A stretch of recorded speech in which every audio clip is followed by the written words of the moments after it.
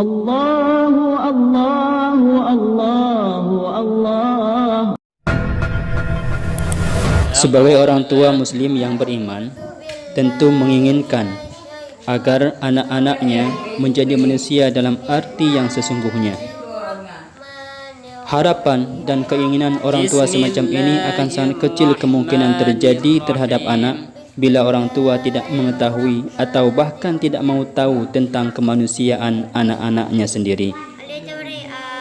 Orang tua juga menginginkan agar kehidupan anak-anaknya kelak mencapai kebahagiaan. Menurut Al-Quran, untuk mencapai kebahagiaan itu haruslah berpangkal tolak dari 3 pengertian, yaitu yang pertama, mengerti tentang Allah yang telah menciptakan segala yang ada ini. Yang kedua, mengerti tentang manusia yang telah diciptakan Allah dari segumpal darah. Yang ketiga, mengerti tentang ilmu atau alam yang telah diajarkan oleh Allah kepada manusia dengan perantaraan pena. Pengertian ini kita ambil dari ketentuan ayat-ayat Al-Quran yang menyatakan Bismillahirrahmanirrahim. Qad ja'akum minallahi nurun wa kitabun mubin yahdi bihillahu man ittaba'a ridwanahu subulas salam. Sesungguhnya telah datang kepadamu dari Allah cahaya dan kitab yang menerangkan. Allah hendak memberi petunjuk dengannya orang-orang yang mengikuti keridhaannya kepada jalan-jalan kebahagiaan. Surat Al-Maidah ayat 15-16. Sedangkan ayat-ayat yang pertama kali diturunkan Allah adalah ayat yang memerintahkan kepada manusia untuk mengerti tentang Allah, tentang manusia, dan tentang ilmu pengetahuan. Sebagai yang tertera di dalam surat Al-Alaq pada 5 ayat yang pertama, Bismillahirrahmanirrahim. Iqra bismi rabbikal ladzi khalaq. Khalaqal insana min 'alaq. Iqra wa rabbukal akramul ladzi 'allama bil qalam. 'Allamal insana ma lam ya'lam. Bacalah dengan nama Tuhanmu yang telah menciptakan manusia dari segumpal darah. Bacalah, dan Tuhanmu yang amat mulia, yang telah mengajar manusia dengan pena, yang telah mengajarkan kepada manusia apa-apa yang tidak diketahui oleh manusia. Surat Al-Alaq 1-5.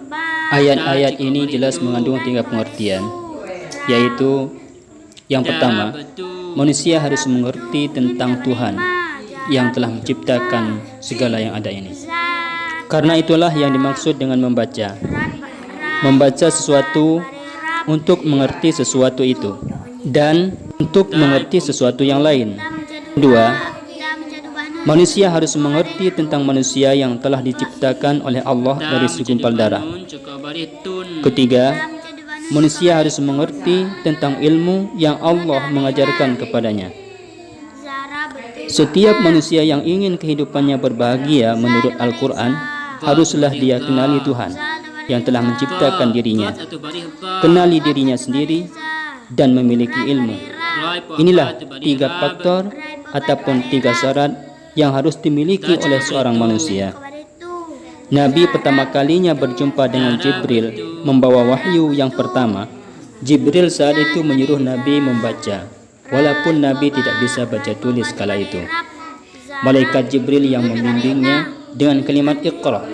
Oleh karena itu, kenalkan anak-anak dengan huruf-huruf Al-Quran dan ajarkan anak-anak cara membacanya, supaya mereka bisa membaca Al-Quran dengan baik dan benar, dan supaya mereka bisa membaca segala yang diciptakan dan yang tertulis agar mereka terpetunjuk. Seorang manusia dituntut untuk mengerti tentang kemanusiaan dirinya, sebab apabila manusia tidak mengerti akan kemanusiaannya, maka kehidupannya tidak akan lebih daripada hewan biasa, dan dipastikan akan berakhir dengan tragis dan kebinasaan. Apabila manusia hanya mengandalkan otaknya saja sebagai pembimbingnya dalam segala hal dan menjauhkan diri dari petunjuk-petunjuk roh dan ilhamnya, walaupun dalam bidang ilmu dan akal memiliki kemajuan yang pesat, maka hidupnya masih setara dengan hewan-hewan biasa saja. Orang yang tidak menghiraukan petunjuk-petunjuk roh dan ilhamnya itu adalah orang-orang yang tidak mengerti tentang manusia dengan sebenarnya.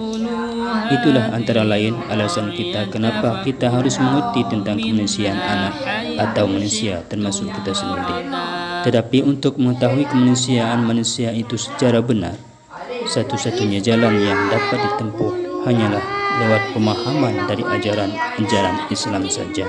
Sebab masalah hakikat manusia itu, yaitu ruhnya, adalah urusan Allah. Dalam surat Al-Isra ayat 85 menjelaskan, Bismillahirrahmanirrahim. Wa yas'alunaka 'anir ruhi qulir ruhu min amri rabbi. Dan mereka akan bertanya kepadamu tentang ruh. Katakanlah, ruh adalah urusan Tuhanku. Urusan Tuhan tidak akan dapat diketahui oleh manusia. Sebab Tuhan itu adalah Khaliq, Sang Pencipta, sedang manusia adalah makhluk yang diciptakan. Dan makhluk ini adalah alam. Dengan demikian, Tuhan berada di luar alam. Bagaimana mungkin manusia yang alam ini dapat mengetahui yang di luar alam? Sedangkan yang di dalam alam saja sangat sedikit sekali yang dapat diketahuinya. Cobalah renungkan. Seorang dokter mata umpama, soal hidung tidak diketahuinya lagi. Begitu pula sebaliknya. Padahal jarak antara mata dan hidung hanyalah lebih kurang 1 senti saja. Sebab kedua, Tuhan adalah Maha-Ghaib. Sedangkan yang konkret-konkret saja amat banyak sekali yang tidak dapat diketahui oleh manusia. Sebab ketiga, Tuhan adalah Maha tidak terbatas. Sedangkan manusia adalah sangat terbatas sekali. Bagaimana mungkin yang sangat terbatas akan dapat mengetahui urusan yang Maha tidak terbatas itu? Ada pepatah mengatakan, dalam laut dapat diduga, dalam hati siapa yang tahu.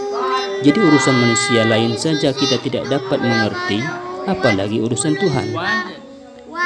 Urusan Tuhan itu hanya dapat kita ketahui kalau Ia sendiri telah menerangkannya kepada kita.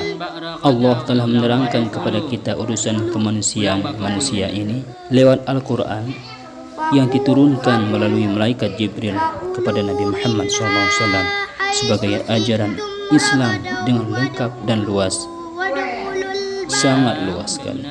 Karena itu, untuk mengetahui kemanusiaan manusia itu hanyalah dapat kita ketahui lewat pemberitahuan ajaran Islam itu saja. Demikianlah sekilas informasi dari Al-Quran. Wadkhulul baba sujjadan wa qulu hittatun naghfir lakum khatayakum wasanazidul muhsinin. Ba'za tadam wasanazidul muhsinin. Wasanazidul muhsinin. Sadaqallah. Sadaqallah.